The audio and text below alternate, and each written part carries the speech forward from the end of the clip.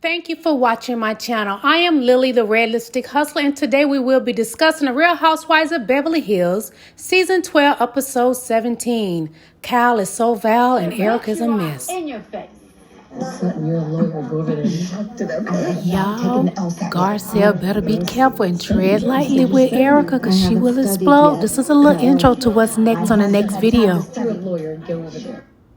I didn't want to talk about Uh-oh. Okay, go ahead. Uh-oh. I would say how open you were.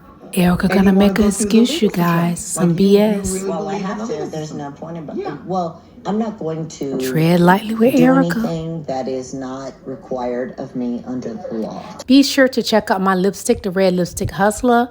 Go to my website now. It is over 20 shades of lipstick at IamLillieYoung.com. Thank you again for watching my video.